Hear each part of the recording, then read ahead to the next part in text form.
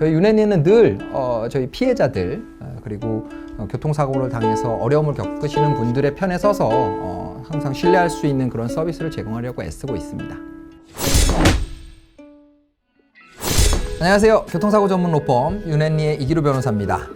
오늘은 저희 유네니에서 사건을 수행해서 승소한 케이스를 소개해드리는 하드캐리 시간인데요.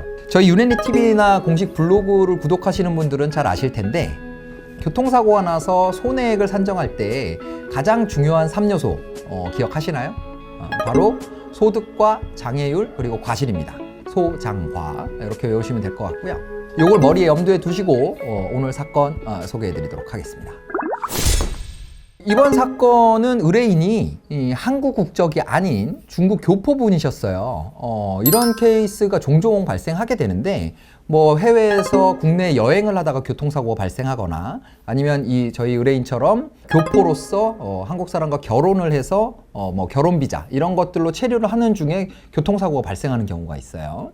이분 같은 경우에는 2000년대 초반에 한국 국적의 분과 결혼을 해서 결혼 비자로 이제 한국에 체류를 시작했는데요. 결혼 전에는 알지 못했던 남편의 폭력성 그리고 도벽 뭐 이런 것들 때문에 혼인 생활이 너무 순탄치가 않았습니다. 그럼에도 불구하고 소득 활동을 하면서 가정을 꾸려나가고 있었는데 도저히 견딜 수 없다라는 판단이 선 후에 법원에 이혼 소송을 청구했고요. 결국은 법원에서 이 혼인의 파탄의 책임은 상대방 배우자에게 있다라는 그런 내용이 담긴 법원의 결정문을 받게 됩니다. 이혼에 있어서 귀책에 대한 결정문이 중요한 이유는 결혼 비자 때문에 그래요. 결혼을 했기 때문에 한국 국적의 사람과 결혼을 했기 때문에 비자를 받았는데 이혼을 하게 되면 사실은 결혼 비자가 취소되는 게 맞겠죠. 근데 이런 경우에 출입국관리사무소에서는 이혼의 귀책 사유가 한국 국적의 배우자에게 있다라는 것을 입증을 하면 한국에 계속 체류할 수 있도록 혼인 비자를 연장을 시켜줍니다. 그래서 이분 같은 경우에도 사실 20년 가까이 한국에서 지냈기 때문에 모든 삶의 기반이 한국에 있었고 사실상은 한국 사람이나 다름없었던 상황이었던 거죠. 그래서 이런 결정문을 통해서 비자를 연장받아서 다른 좋은 분을 만나서 새로운 인생을 시작하고 있었습니다. 그러던 어느 날 퇴근길에 가해 차량에 밀려서 교통사고를 당하게 되는데 너무 안타깝게도 머리를 크게 다치게 돼요. 그래서 외상성 치매 증상이 발현이 되고 결국은 이제 지능 수준이 어린아이 정도 수준으로 떨어지는 그런 상황에 처하게 됩니다. 자, 그렇다면 교통사고 사건에서 이렇게 가사적인 사건에 대해서 막 이렇게 오래 언급을 했는데 자, 그 이유가 뭘까요? 바로 소득 부분에 대해서 쟁점이 생기기 때문입니다. 손해배상 청구 사건을 할 때 늘 말씀드리지만 이제 소득 부분을 어떻게 결정하실 것인가가 이 손해배상 금액을 산정하는 데 굉장히 큰 쟁점이 돼요. 특히나 이제 이 다친 부분 때문에 소득 활동을 더 이상 할 수 없어서 잃게 되는 일실소득 이 부분이 쟁점이 되는데 이렇게 한국 국적이 아닌 사람 같은 경우에는 소득 활동을 하지 못하는 상황이 어느 나라에서 벌어지느냐에 따라서 소득의 기준이 달라지기 때문에 한국에 체류할 수 있느냐 아니면 체류할 수 없느냐가 굉장히 큰 쟁점이 돼요. 보다 간단하게 설명을 해드린다면 이분은 중국 교포이기 때문에 만약에 비자 연장이 불가능하다는 판단이 서면 향후의 소득은 중국에서 얻을 수 있는 소득에 따라서 판단을 하게 되는 거죠. 근데 한국에 계속 체류할 수 있다라고 하면 한국에서 얻을 수 있는 소득을 기준으로 일시소득을 평가하게 되는 거예요. 이게 굉장히 중요한 쟁점이라는 거죠. 물론 이제 해외에서 체류할 경우에 통계 소득이 더 높은 사람이라면 뭐 그걸 주장하는 게 더 좋겠죠. 근데 중국 같은 경우에는 우리나라에서 지금 인정하고 있는 통상의 뭐 일용노임 수준이 한국에서 벌 수 있는 수준의 6분의 1 수준입니다. 6분의 1 수준. 그러니까 우리나라에서 한 300만 원을 벌 수 있다라는 통계 소득이라면 중국을 기준으로 하면 한 50만 원 정도가 되는 거예요. 거의 6배 가까이 차이가 나는 이런 소득의 차이를 보이기 때문에 굉장히 민감한 쟁점이라고 할 수가 있죠. 그래서 이 아까 말씀드렸던 이 혼인의 귀책 사유가 누가 있는지 이게 중요한 쟁점이 됐던 거예요. 자, 그럼 이렇게 중요한 한국의 체류 가능성 여부에 대해 관련해서 비자 부분에 대해서 조금 더 한번 살펴볼게요. F6 비자라고 하는데 결혼 이민 목적의 비자 요건을 보면 국내인과 혼인을 한 상태로 국내에 체류하던 사람 중 본인에게 책임 없는 사유로 정상적인 혼인 관계를 유지할 수 없는 사람도 이 비자의 요건을 충족하는 것으로 그렇게 보고 있어요. 자, 근데 문제는 이 본인에게 책임 없는 사유라는 것을 어디까지 어떻게 볼 것이냐, 이게 애매하다라는 거죠. 자, 예를 들어서 이제 뭐 기사에 났던 그런 판결을 하나 뭐 예를 들어 드릴게요.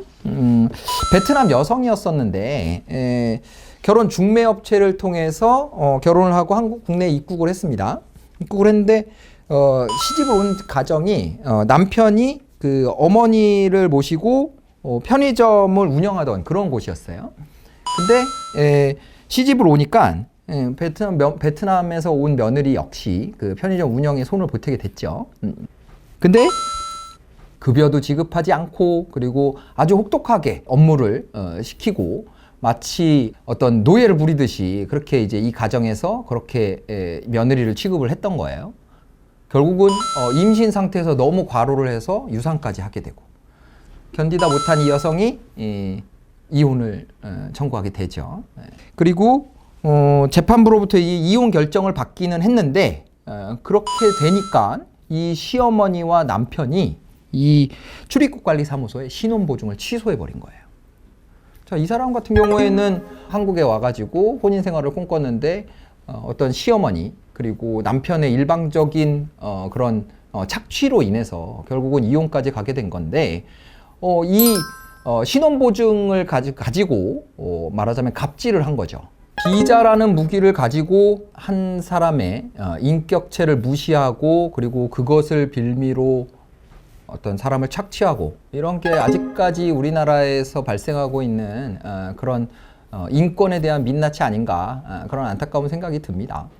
그래서 이 여성은 법원에 이 보증 취소로 인해서 체류를 불허한 출입국관리소의 처분이 부당하다라는 소송을 하게 됐고 결국 대법원에서는 이 여성의 손을 들어줍니다. 당연히 이런 결정이 나야 되는 게 아닐까 싶고요. 자, 그럼 이제 다시 우리 사건으로 돌아와 보면 이 의뢰인도 마찬가지로 남편의 어떤 부당한 대우로 인해서 어쩔 수 없이 이혼을 하게 됐어요. 그리고 다행히도 그 결정문에 그러한 이유가 담겨져 있었다라는 거죠.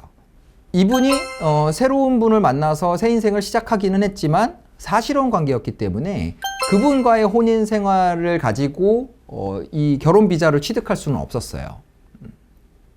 그렇다면 이제 남은 방법은 아까 말씀드린 F6 비자 그리고 이 혼인으로 인한 이민 비자인데 상대방의 귀책 사유 이혼을 하게 된 그런 사정을 소명해야 되는 상황이 된 거죠. 저희 소송을 진행하는 중에도 상대 측에서는 이분이 이혼을 한 상태이기 때문에 더 이상 한국에 체류할 수 있는 비자를 연장할 수 없다. 그러므로 중국에서의 소득을 기준으로 일시소득을 판정해야 된다. 이런 주장을 했어요. 그래서 저희가 이분 같은 경우에 어떤 상대방의 일방적인 귀책으로 인해서 이혼에 이르게 된 것이고 현재 다른 삶을 한국에서 기반을 가지고 삶을 살고 있기 때문에 그래서 신청만 한다면 당연히 한국에 체류할 수 있다라는 주장을 저희들이 어필을 했죠. 다행스럽게도 재판부에서는 저희의 이런 주장을 받아들여서 한국에 체류가 가능하다라는 전제하에 한국에서의 소득을 기준으로 일실소득을 산정해서 판결을 내렸습니다.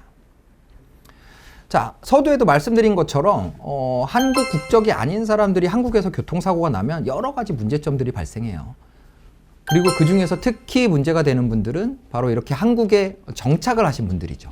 분명히 한국에서 모든 뿌리를 내리고 살고 있음에도 불구하고 만약에 교통사고가 난다라고 했을 때는 이제 비자 문제 때문에 뭐 본국의 본인의 국적지의 소득을 기준으로 터무니없이 낮은 소득을 책정받을 수 있다라는 그런 문제에 봉착하게 되거든요. 그래서 저희가 이런 사건들을 종종 처리를 하는데 항상 이 비자 부분에 대한 쟁점을 가지고 많이 다툼을 하게 되고요. 그래서 혹시 이 영상을 보시는 교포분들이나 아니면 해외에서 결혼 비자로 들어와서 살고 계시는 분들은 만약에 그 혼인관계가 파탄이 됐을 때는 상대방의 귀책으로 인한 부분이라는 것을 반드시 어떤 그 공적인 문서로 남겨두시는 것이 추후에 어떤 발생할 수 있는 손해나 이런 부분을 방지할 수 있는 중요한 부분이 된다는 거 알고 계시면 좋을 것 같아요. 저희가 이런 교포분들 사건을 종종 하게 되는데 어떤 한 분은 이런 말씀도 하셨어요. 본인에게는 한국이 이제 타지일 수밖에 없는데 그러다 보니 믿을 수 있는 사람이 없다. 누구를 믿고 맡겨서 내 권리를 찾아야 될지 정말 막막하다. 그런 와중에 윤혜리를 만나서 정말 믿을 수 있는 어떤 조력을 받을 수 있어서 너무 다행이었다. 뭐 이런 말씀을 해주셨어요. 저희한테는 뭐 그런 게 참 큰 보람이죠.